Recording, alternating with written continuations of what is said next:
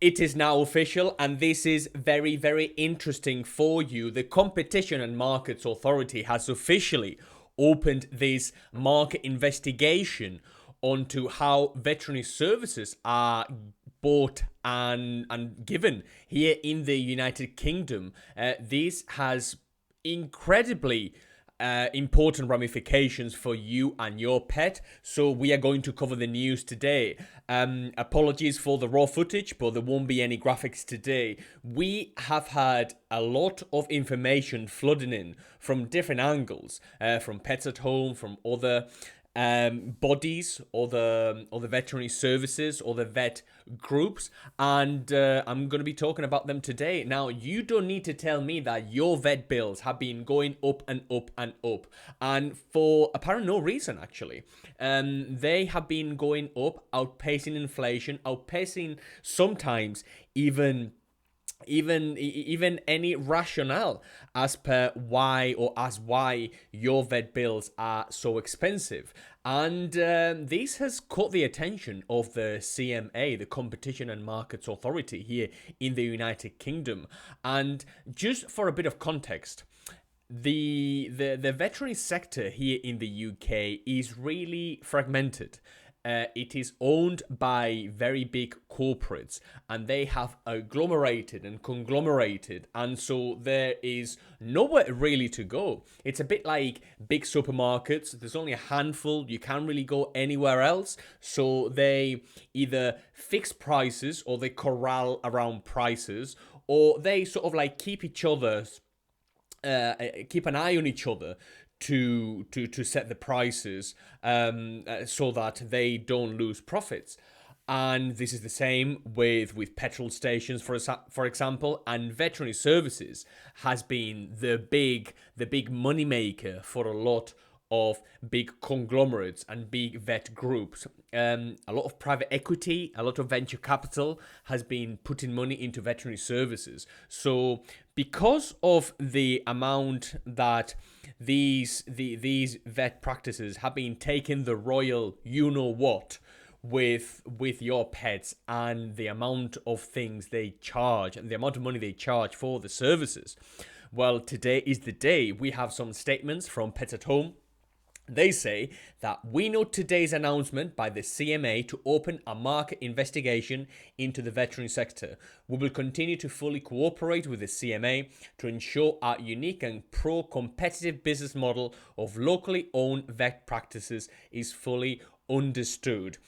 Just for a bit of context, Vets for Pets is owned by Pets at Home. Vets for Pets, they are franchisees. So if you are a vet and you want to be a business owner, you can partner with Pets at Home, and they tell you everything. They help you, and they tell you what to sell. So if you have been prescribed or recommended a certain brand of food, a prescription diet from your vet, this is nothing to do with your vet. It's done by Pets at Home. They have agreements, and they say you can only sell these foods. They cannot recommend anything else, and they cannot prescribe, quote unquote, anything else apart from what they sell and what they want you to buy. And that comes from head office, from Pets at Home. So that's really misunderstood as well. Whilst our brand is national, our veterinary practices are led by individual entrepreneurial vets who have clinical and operational freedom and work tirelessly to always put pet needs first. No one is saying that vets don't care about animals. No one is saying that vets do not want the best and they are to blame for this. It's the corporates, it's the corporations being finger pointed here. It's not the vets, it's the veterinary industry. There is a very big distinction between the veterinary industry and actual vets. And vets are corporate tools in a lot of occasions, and they are constrained. They cannot sell or do what they want. They have to adhere to certain rules and regulations, and they have to charge for services what they are being told to charge. So this is nothing on veterinarians. This is all on corporations. Sky News says that around 60% of veterinary practices now belong to large companies, up from 10% a decade ago. Almost 90% of vets in the UK were independent in 2013.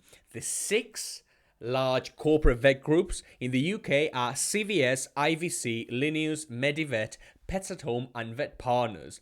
And a lot of these are owned by some of the bigger corporations and have interests beyond what you can imagine. So like Mars, for example, they own lots of brands, they own lots of vets.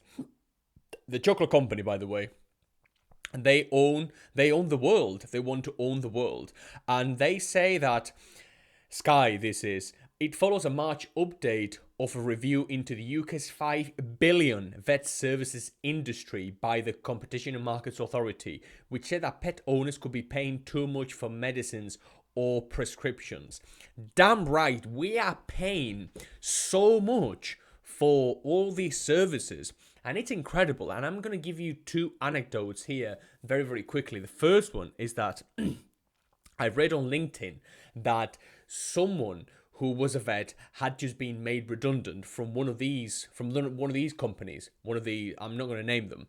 And she was saying that it surprised her that she was being made redundant because they didn't have enough staff to start with. They were already bootstrapped and constrained. And so investors want to make more and more money. And one of the ways to make more money is to lean out your veterinary practice. So what they do is say, right, so there's 3 or 4 of you who aren't we don't need you anymore, and this is it. That is absolutely that is it's business, and it's sad, but that's how it goes. And the second anecdote is another vet was saying that it surprised him that some of these corporations had started implementing programs whereby they were actively requesting people or reminding people via text message or email to get their pet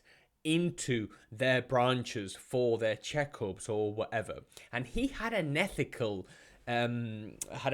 quandary with this, because he said that, well, this is not how medicine works. The NHS would never sort of they do with women, they do with men of a certain age, for example, if you have any comorbidities or if you have been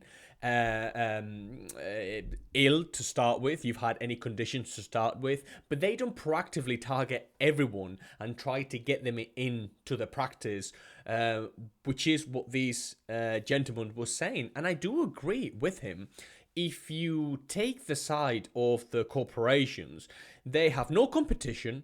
They can do whatever they want within limits, obviously, but they're going to carry on jacking up the prices. And this is something that's really, really interesting. What is going to happen? My hunch is that lobbyists are going to make or break this thing.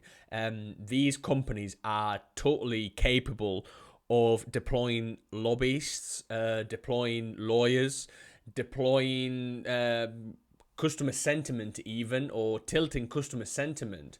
And they will try to regulate themselves, and they will try to tell you that they work really, really hard for you and your pet. And the vets and the veterinary staff work really, really hard for you and your pet. These corporations are there to make money. They're not there to mess around, as it were. So I'd be very, very interested to know what you think. Have you had any recent experiences in with your vet at the vets? What was your latest vet bill?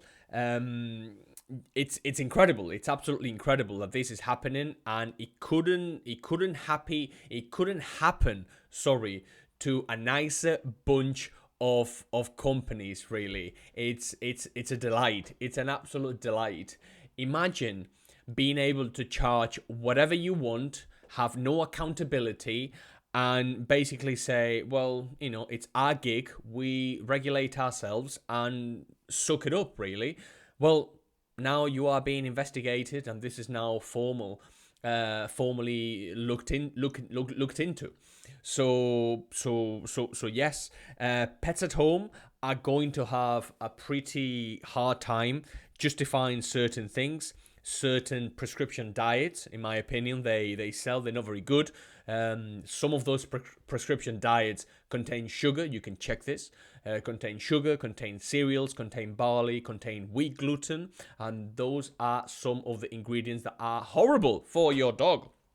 So if you have a dog with an allergy, with gut issues, with overall health issues, if you look at what the dog is eating, you will be surprised what you find. And what we see a lot of the time is that people who watch the content, and I invite you to watch the content, is that once they learn about nutrition, they can avoid thousands and thousands and thousands of pounds spent on vet visits. And so I implore you to get educated on nutrition, because it is really a life changer, and it's a game changer for you and for your pet, and we are here to help you and your pet.